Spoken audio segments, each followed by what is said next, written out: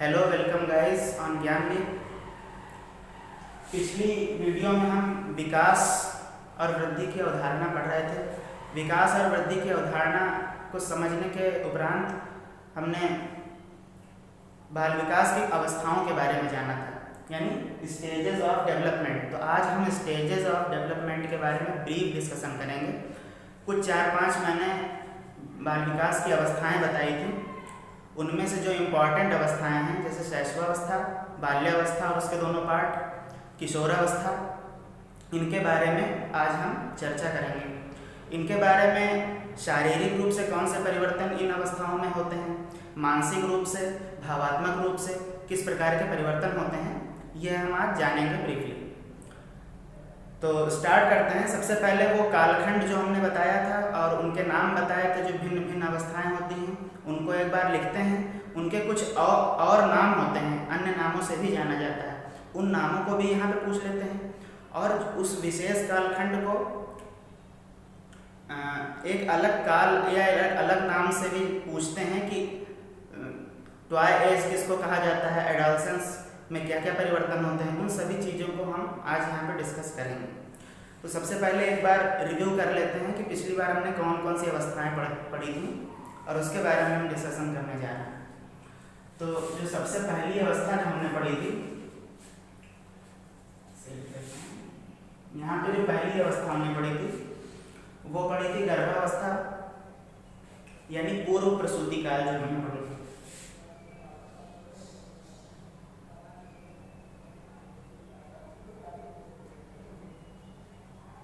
ये इसको गर्भावस्था हमने बोल दिया था।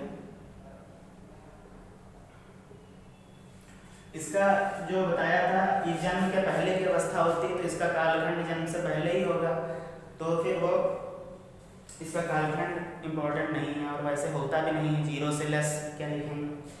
फिर जो दूसरी अवस्था थी, दूसरी यानी शैशवावस्था, बाल्यावस्था और किशोरावस्था, ये 3 अवस्थाएं हमने बहुत ज़्यादा इम्पोर्टेंट बताई थी और यही पूछी जाती हैं। इनको भिन्न भिन्न नामों से क्या बुलाया जाता है, वो चीज़ें भी हम जानेंगे। तो जो दूसरी अवस्था थी वो थी शैशवावस्था। अच्छा, इंग्लिश टर्मिनोलॉजी की बात करें तो इसको क्या कहते थे, पेरेंटल एज।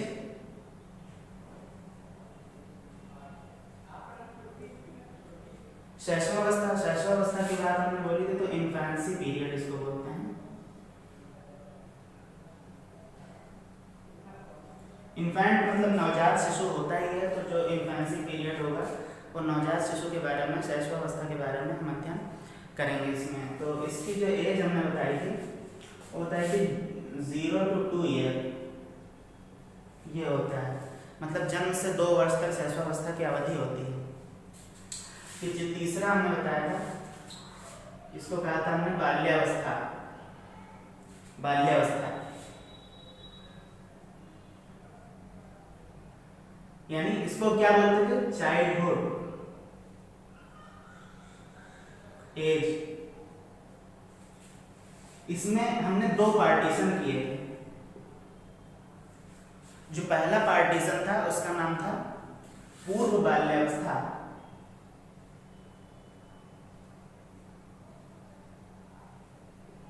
और इसका था उत्तर बाल्यावस्था।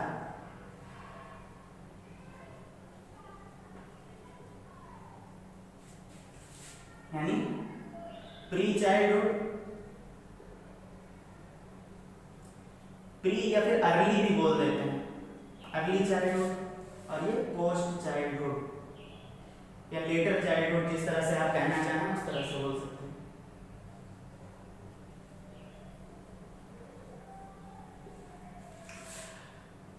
जो चौथी बताई थी वो थी किशोरावस्था।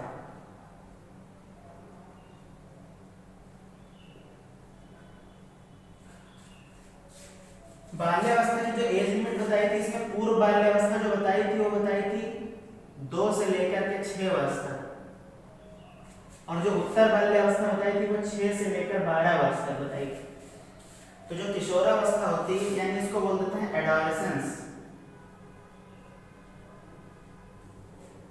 एडोलसेंस एज, और जो इसकी अवधि थी वह थी 13 से 18 या फिर 19, जो ट्रांजिशन पीरियड होता है मैंने बताया था बॉर्डर लाइन, तो उसमें 18, 19 या 12, 13 इस तरह से जो होते हैं। अचानक तो कोई ऐसा होता नहीं कि बाल्यावस्था में था और फिर जैसे ही 13वें साल में प्रवेश किया वैसे कूद के पहुंच गया, ऐसा तो होता नहीं था। परिवर्तन धीरे धीरे ही होते हैं।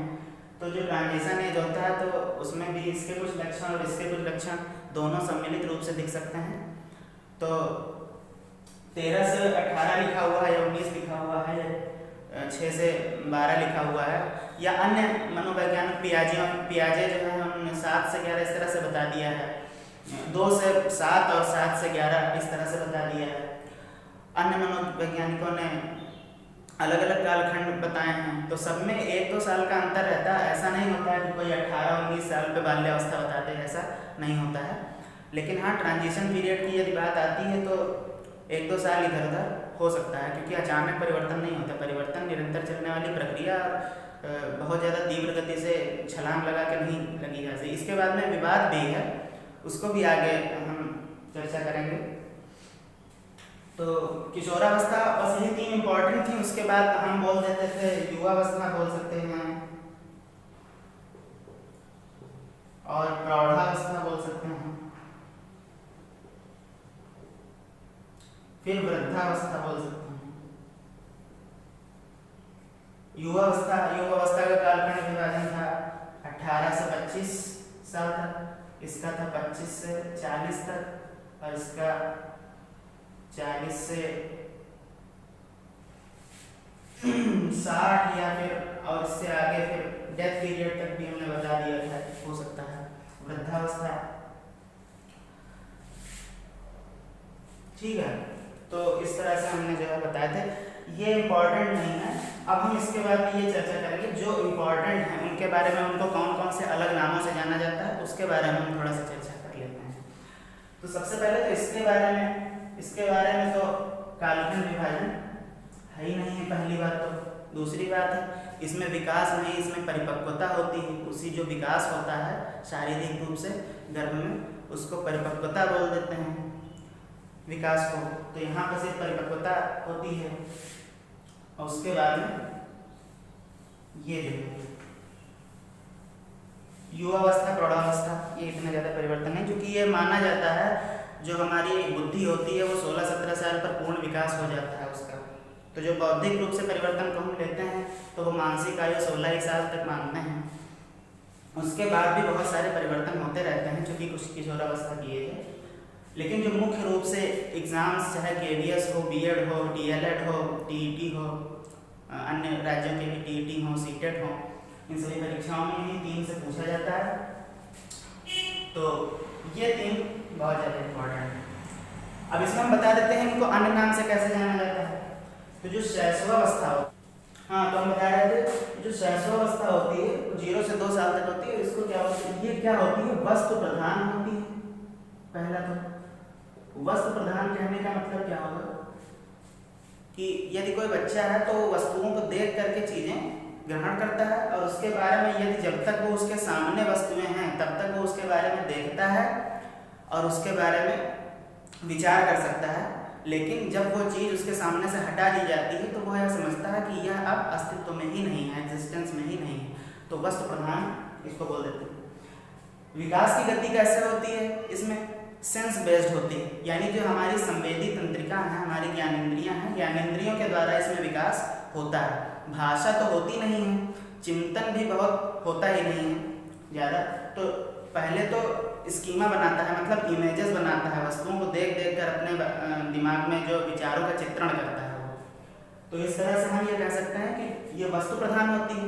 दूसरा, इसका सीखना किस प्रकार से हो पाता है, तो सीखना इसका हो पाता है सेंस से, सेंस बेस्ड इसका सीखना होता है, यानी इसको बोल देते हैं ज्ञानेंद्रियों से इसका विकास होता है।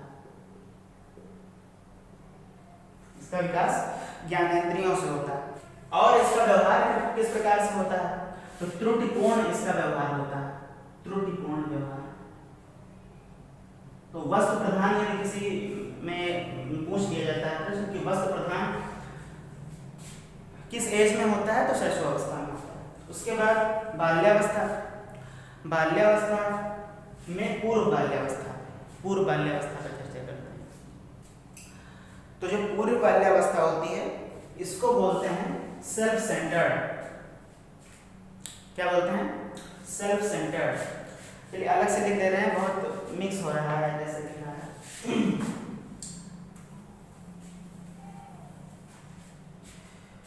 जो पूर्व बाल्यावस्था की बात करते हैं तो इसको और क्या बोल देते हैं? सेल्फ सेंटर्ड, मतलब आत्म केंद्रण।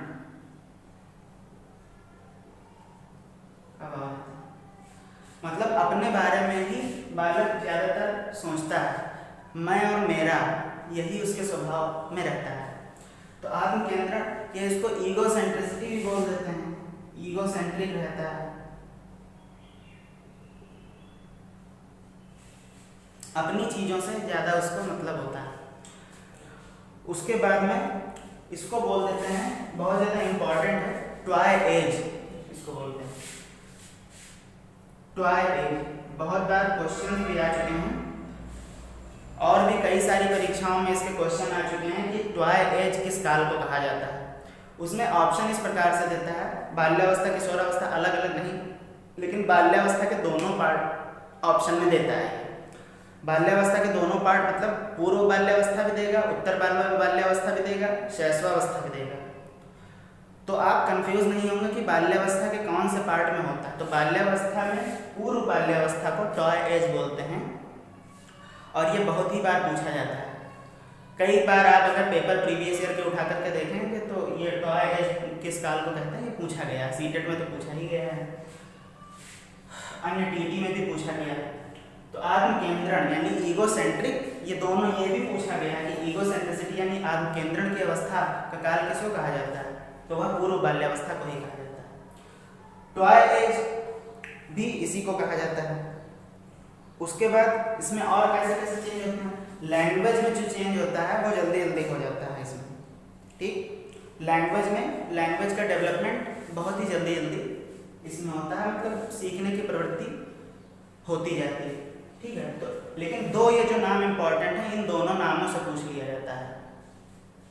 फिर उसके बाद में आता है उत्तर बाल्यावस्था।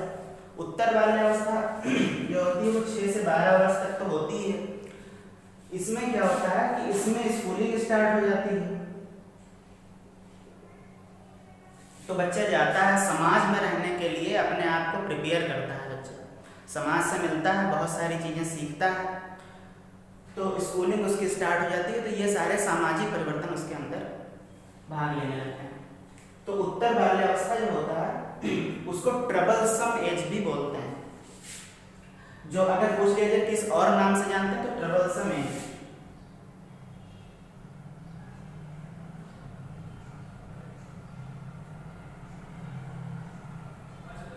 ट्रबलसम एज के नाम से जाना मतलब कई सारी समस्याएं उनके अंदर होती हैं।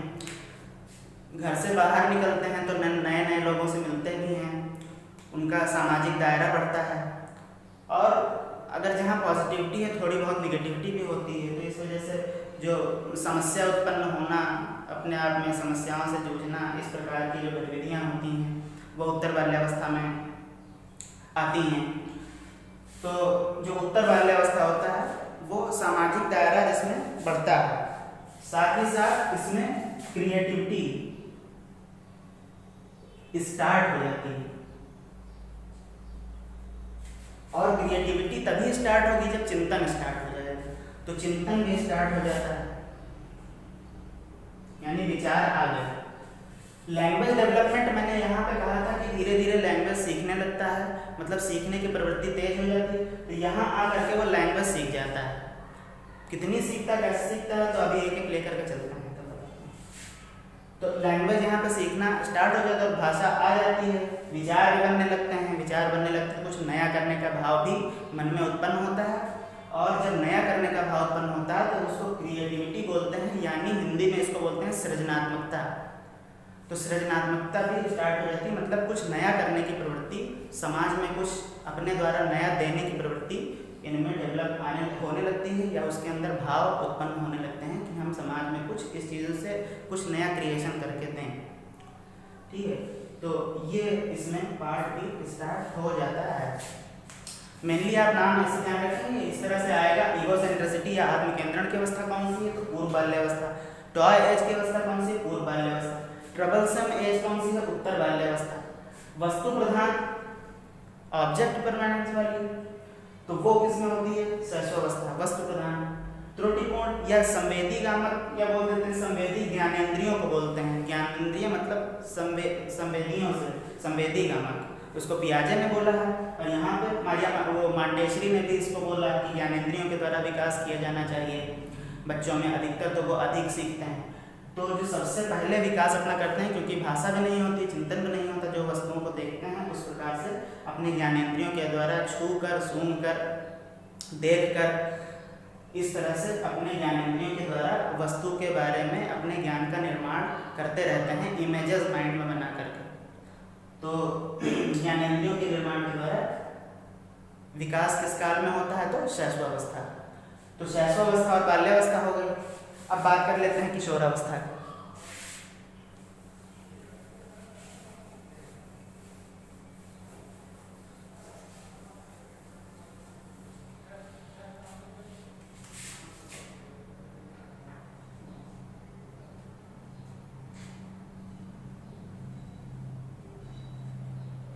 इसको बोल देते हैं एडोलेसेंस, एडल्ट एज या एडोलेसेंस इसको बोल देते हैं। एज या एडोलेसेंस इसको बोल देते हैं। और इसकी जो आयु हमने दिखा दी थी, कब से 12 या 13 से लेकर के 18 तक या 19 तक, इस तरह से जो होती है। अलग अलग बुक्स में भी अलग अलग तरीके लिखा है, कहीं 13 से 19 लिखा है, कहीं 12 से 18 लिखा हुआ है, इस तरह से लिखा हुआ होता है। तो किशोरावस्था में जो एज लिमिट होती है वो ये होती है, इसको एडोलेसेंस एज बोलते हैं। दो वैज्ञानिक जो होते हैं उनके कथन बहुत ज़्यादा इनमें इम्पॉर्टेंट होते हैं और पूछे जाते हैं। उन दो वैज्ञानिकों में से एक जो है वैज्ञानिक क्या मनोवैज्ञानिक, तो उनमें से एक है स्टैनले हॉल।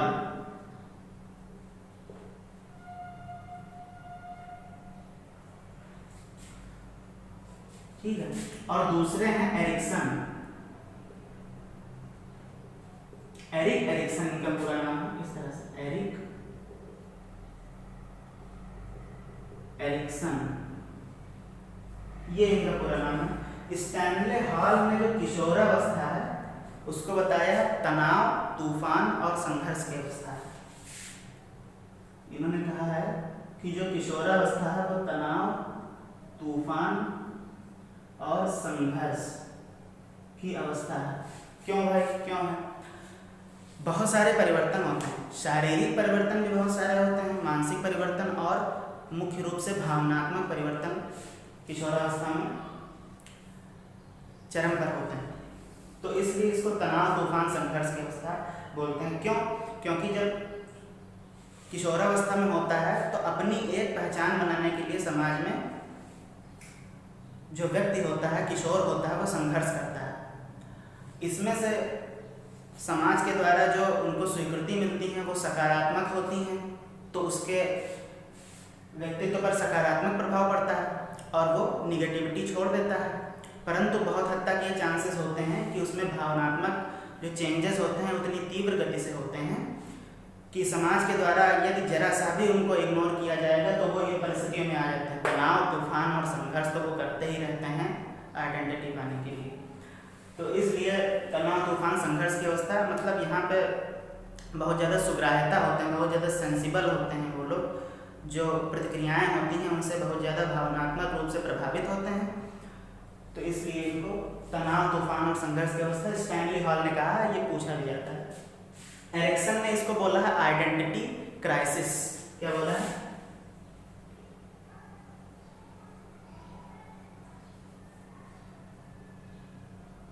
इसको बोला है पहचान संकट।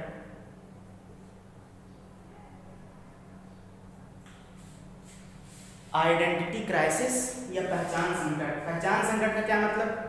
समाज में अपनी पहचान बनाने के लिए आतुर होते हैं किशोर कि यदि मैं समाज में निकलूं तो सभी लोग मुझे पहचाने, मुझे जाने, कुछ ऐसा मुझे काम करना चाहिए। तो किशोर इसके लिए ज़्यादा चिंतित होते हैं, मतलब अपनी पहचान बनाने के लिए वो चिंतित होते हैं।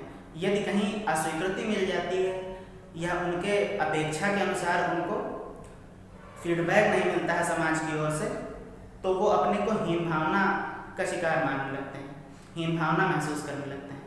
तो पहचान संकट का काल होता है। यदि पहचान बन गया तो पॉजिटिविटी यानी सकारात्मकता उनके व्यक्तित्व में प्रवेश करती है। यदि पहचान नहीं बन पाया तो पहचान संकट की अवस्था यह होती है कि वो हीन भावना के शिकार हो जाते हैं। तो जो ये एज होती है बहुत ही सेंसिटिव स्टेज होती है, तो इसलिए इसको इस तरह से चीज़ें बताई गई हैं कि जरा सा भी यदि निगेटिविटी होगी या पालन पोषण या समाज की स्वीकृति के द्वारा इग्नोरेंस, इस तरह से कोई भी अवस्थाएं आएंगी तो उनमें नकारात्मकता का प्रभाव भावनात्मक रूप से अस्थिर होने के कारण जल्दी जल्दी होने लगता है। ठीक है, तो इसलिए इनको जो स्टैनले हॉल और एरिक्सन ने ये आइडेंटिटी क्राइसिस और तनाव तूफान संघर्ष की अवस्था कही है। अब उसके बाद एक एक में हम परिवर्तन देखेंगे कि जो शैशवावस्था होता है उसमें शारीरिक परिवर्तन, मानसिक परिवर्तन और भावनात्मक परिवर्तन किस किस प्रकार से होते हैं। तो चलिए अब उनकी चर्चा कर लेते हैं।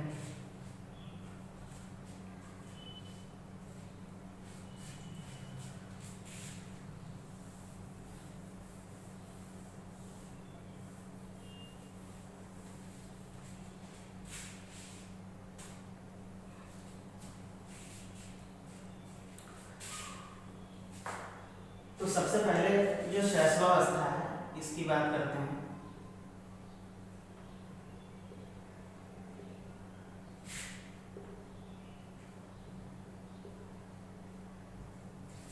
शैशवावस्था में शारीरिक परिवर्तन की बात करते हैं।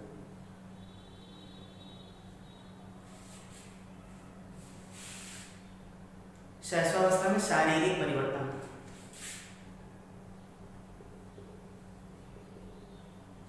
किस प्रकार से होते हैं। तो शारीरिक परिवर्तन में यानी जो फिजिकल चेंज होता है उसमें हम देखते हैं सबसे पहले जो होता है आकार और भार। पहला पॉइंट है आकार। आकार मतलब लंबाई कितनी होती है उनकी, लगभग इससे लेकर के चलेंगे। और भार, तो इनकी जो लंबाई होती है वो जन्म के समय 51 सेंटीमीटर होती है। जन्म के समय 6 वर्ष तक पहुंचते हैं तो 108 सेंटीमीटर तक आ जाती है, लेकिन वो 6 वर्ष में होती है तो इसलिए ये जो शैशवावस्था के अंतर्गत नहीं रखेंगे। 6 वर्ष में तो पूर्व बाल्यावस्था की अवधि आ जाती है।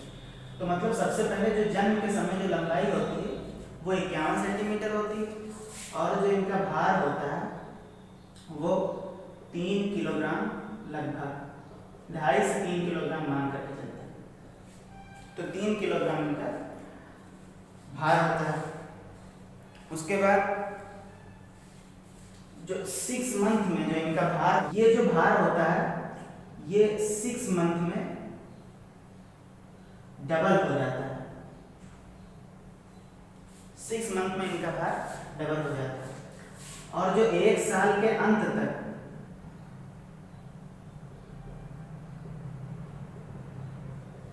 ट्रिपल हो जाता है। किसका ट्रिपल? इसका ट्रिपल। और 2 साल के अंत तक लगभग 5 गुना हो जाता है। ठीक इस तरह से तो 3 किलो इनका भार जन्म के समय होता है। लंबाई 51 सेंटीमीटर, भार 3 किलो, यानी 2.5 से 3 किलो के बीच में इनका भार होता है। ये हो गई आकार और भार की बातें। अब आती है दूसरी बात, मांसपेशियां व हड्डियां। हाँ, तो हम मांसपेशियों और हड्डियों की बात कर रहे थे। तो मांसपेशियों और हड्डियों में सबसे पहले हम हड्डियां लेंगे और हड्डियों में हम देखेंगे कि भुजाएं और टांगें, इनमें क्या परिवर्तन होता है। तो जो भुजाएं होती हैं इनकी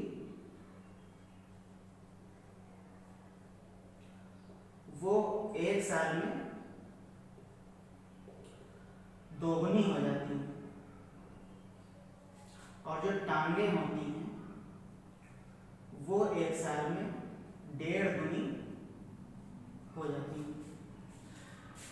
तो मांसपेशियों और हड्डियों में जो भुजाएं होती हैं वो साल में 2 गुनी, और जो टांगें होती हैं वो 1.5 गुनी हो जाती है। मस्तिष्क की बात कर लेते हैं।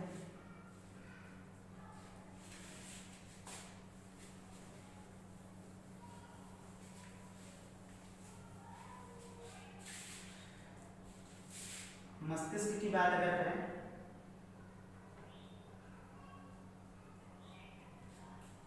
तो जन्म के समय जो मस्तिष्क होता है, जन्म के समय वो 1/4 होता है पूरे बॉडी का। जो मस्तिष्क होता है वो पूरे शरीर का 1/4 होता है। 1/4 किसमें? भार में। 1/4 ऑफ बॉडी वेट, पूरे बॉडी वेट का जन्म के समय मस्तिष्क 1/4 इसका होता है। और जो पहला 2 वर्ष होता है इसमें 2 वर्ष तक 1250 ग्राम हो जाता है। ठीक, जन्म के समय 1/4 बॉडी वेट होता है और 2 वर्ष तक 1250 ग्राम इसका वेट हो जाता है। धड़कन की अगर बात करें तो धड़कन ये अनियमित होती है। पाचन तंत्र जो होता है यह भी अनियमित होता है। बाकी तो आप जान ही सकते हैं, चलने फिरने का कोई विकास नहीं हो पाता है जन्म के समय, तो चलने फिरने में 1 साल तक लग जाता है, ये सभी जानते हैं। बोलने में 1 साल तक थोड़े बहुत 2-4 वर्ड जो सीखता है वो 1 साल तक सीखता है। तो इस तरह से जो शारीरिक विकास होता है इसमें पाचन अनियमित रहता है। आप सभी जानते हैं जब छोटा कोई बच्चा होता है तो उसका पाचन बहुत ही अनियमित होता है, और धड़कन भी उसकी तेज तेज होती है। जब आप सोते बच्चे को देखिए उसकी धड़कन चेक करिए तो जल्दी जल्दी धड़कन होती है। इस प्रकार से धड़कन और पाचन ये दोनों अनियमित होते हैं। मस्तिष्क की ये बात हो गई। उसके बाद आगे बढ़ते हैं। तो ये शारीरिक विकास की बात हो गई। शैशवावस्था में शारीरिक विकास किस प्रकार से होता है। अब हम देखेंगे मानसिक विकास।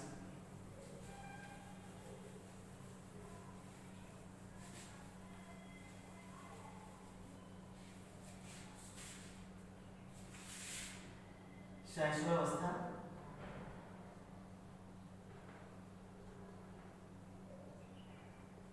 मानसिक विकास।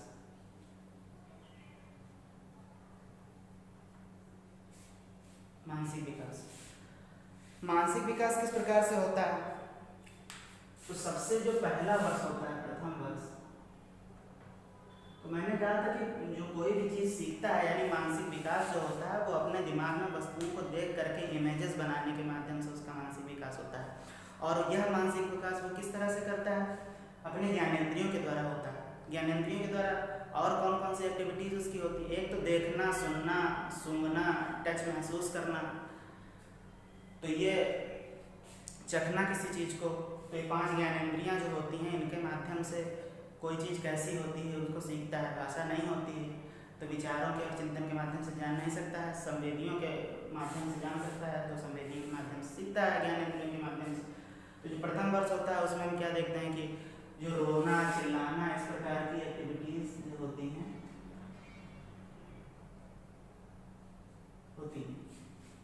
हाथ पैर मारना,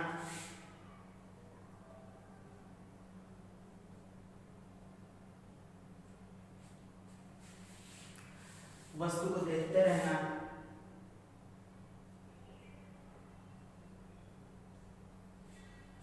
10 महीने के बाद क्या होता है, 10 मंथ पर इनको क्या होता है, नाम बोलना, गेंद फेंकना, ढक्कन खोलना, इस तरह की जो एक्टिविटीज होती है वो इनमें होती है। फिर दूसरे वर्ष के अंत तक क्या होता है, क्योंकि 0 से 2 साल हमारी मानी गई है इसमें, तो 2 वर्ष तक क्या होता है, अंत तक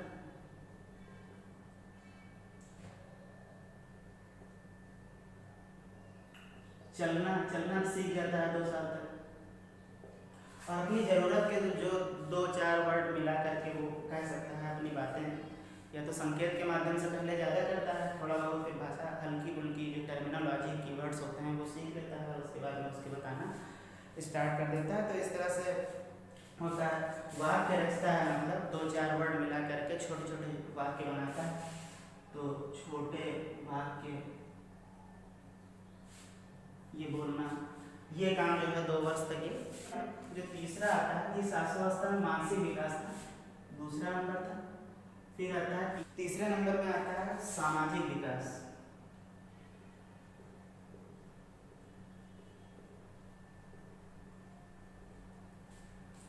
सामाजिक विकास में किस तरह होता है? तो सबसे पहले जो सामाजिक विकास उसका परिवार के माध्यम से होता है। जो भी सबसे पहला उसका समाजीकरण का केंद्र बिंदु होता है वो परिवार होता है। उससे वो क्या सीखता है, जो भी टर्मिनोलॉजी उसके घर में यूज होती है वो सीखता है। मेन जो उसका व्यवहार होता है यानी सामाजिकता में उसके व्यवहार क्या है उसको प्रदर्शित करता है। तो व्यवहार जो ज़्यादा प्रदर्शित करता है वो मूल प्रवृत्तियात्मक, जो उसकी मूल प्रवृत्ति होती है वही उसके व्यवहार में होता है। मतलब जो उसकी आदत रही होगी। मूल प्रवृत्ति कुल मिला के 14 प्रकार के मैकडूगल ने बताई है, जिसमें कई सारे संवेग आते हैं, जैसे हंसना, रोना, चिल्लाना। तो उसी प्रकार की जो मूल प्रवृत्तियाँ होती हैं उस तरह से इसका व्यवहार होता है। तो बहुत बार ये क्वेश्चन पूछा जाता है, इंपॉर्टेंट क्वेश्चन है, कि जो मूल प्रवृत्त्यात्मक व्यवहार होता है वो किस अवस्था में होता है? तो शैशवावस्था में होता है, इसको ध्यान रखेंगे। मूल प्रवृत्त्यात्मक व्यवहार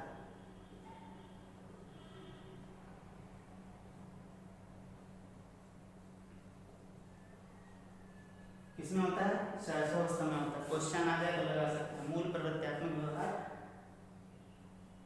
शैशवावस्था में।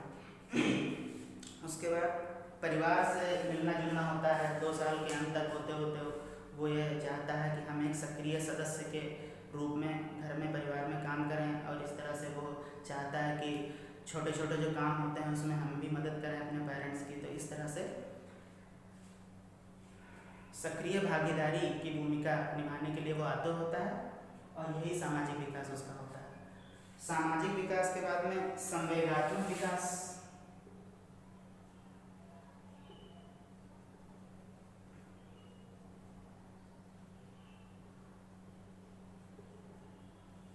सबसे पहले कष्ट व आनंद व्यक्त करता है। जब कष्ट आनंद व्यक्त करता है स्टार्टिंग के दिनों में, पहले उसमें भय और क्रोध नहीं होता है। मान के चलते हैं कि 3 मंथ तक, 0 से 3 मंथ तक जो होता है वो कष्ट और आनंद इनके बारे में जो है वो करता है। और जो 6 माह तक उसके अंदर भय और क्रोध ये पनपने लगते हैं धीरे धीरे, यानी भय और क्रोध 6 माह तक होते होते उसके अंदर। फिर जब 1 वर्ष तक पहुंचता है तो प्रेम और उल्लास ये वो सीख जाता है। प्रेम महसूस कर सकता है और जॉय फील कर सकता है किस तरह से, ठीक है। तो 1 साल तक होते होते ये सीख जाता है। जब 1.5 साल का होता है तो ईर्ष्या यानी जेलसी इसको बोलते हैं। तो जलन लगना मतलब कोई भी अगर उसकी वस्तु छीन लेता है तो फिर उसको ईर्ष्या होती है। कोई किसी दूसरे बच्चे के पास अपने से बेहतर खिलौना देखता है तो फिर उसको ईर्ष्या महसूस होती है। तो 1.5 साल के अंत तक ये भाव भी उसमें प्रवेश करने लगता है। जब ये 2 साल का होता है तो इसमें ये सभी जो है थोड़ा थोड़ा ज्यादा मात्रा में बढ़ जाता है। मतलब उसमें कष्ट आनंद पहले से थोड़ा अधिक, भय और क्रोध वो भी पहले से थोड़ा अधिक, प्रेम उल्लास वो भी थोड़ा सा पहले अधिक, ईर्ष्या ये सभी चीज़ें पहले से थोड़ा थोड़ा ज़्यादा मात्रा में सभी आ जाती हैं। तो हम संवेगात्मक विकास समझ सकते हैं कि 3 महीने तक होते होते वो सिर्फ कष्ट और आनंद ही महसूस कर सकता है। उसके बाद धीरे धीरे जब वो 6 महीने तक होता है तो भय और क्रोध की अवस्था। 1 साल तक प्रेम और उल्लास, जॉय फील कर सकता है, लव फील कर सकता है। 1.5 है यानी 1.5 साल तक ईर्ष्या, और 2 साल तक ये सभी जो मूल प्रवृत्तियां हैं ये थोड़ा थोड़ा ज़्यादा मात्रा में इसमें आ जाती है। तो आज के सेशन में हम लोगों ने शैशवावस्था के बारे में शारीरिक, मानसिक, सामाजिक और संवेगात्मक विकास जो होते हैं, जो परिवर्तन होते हैं, उसके बारे में हमने अध्ययन किया। जो अगला सेशन होगा उसमें हम बाल्यावस्था और किशोरावस्था इन दोनों के शारीरिक, मानसिक, संवेगात्मक और सामाजिक विकास में होने वाले परिवर्तन जो होते हैं और विकास जो होता है उसका हम अध्ययन ब्रीफली करेंगे। तो यहाँ तक की चीज़ों को रिवाइज करते रहिए